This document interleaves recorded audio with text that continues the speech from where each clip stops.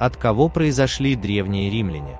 Гордые и грозные римляне покорили Европу и Азию, подарили нам множество культурных и общественных достижений, а затем сгинули в огне темных веков. Но откуда они вообще взялись и как достигли успеха? Ведь центры цивилизации и успеха были далеко от них: Греция, Персия, Индия, Египет и Китай. Римляне бронзового века. Как и большинство народов Европы, римляне вышли из недр индоевропейской общности. В бронзовом веке они кочевали на лошадях, колесницах и телегах в степях Евразии между Карпатами и Алтаем. Мы приблизительно лишь можем оценить ареал их обитания. Будущие римляне, а именно протоиталики, занимали место по соседству с протогреками, протоиллирийцами и очень вероятно, что протославянами.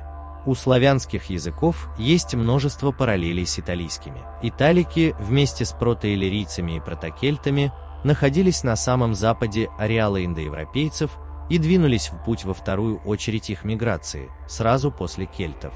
Большая часть будущих кельтов ушла на запад первыми и протарила дорогу остальным, а за ними пришли уже италики. Так называемая латинская культура, которая объединяла будущих италиков, иллирийцев и часть кельтов, осела в Центральной Европе, а уже затем небольшая их часть перешла через Альпы и оказалась в Италии. В этой вынужденной изоляции италики сформировались как народ, имеющий иной язык и культуру, чем прошлые соседи по латинской общности. Через сотни лет они забудут общее прошлое и станут злейшими врагами своих родных братьев, кельтов и иллирийцев, а также двоюродных братьев-греков. Древние европейцы и италики. В солнечной Италии будущие жители Рима обнаружили сильное государство этрусков, до индоевропейских жителей региона, которые создали своеобразное, но высокоразвитое общество. Юг Италии также населяли неиндоевропейские племена, которых постепенно вытеснили на Сицилию и Сардинию. С этрусками италики долгое время воевали, мирились, роднились и в итоге приняли большое число их достижений, включая не самые приглядные – гладиаторские бои и сексуальные перверсии. Италики же принесли на Апеннины бронзу, которой тут ранее не знали, что определило их военные успехи.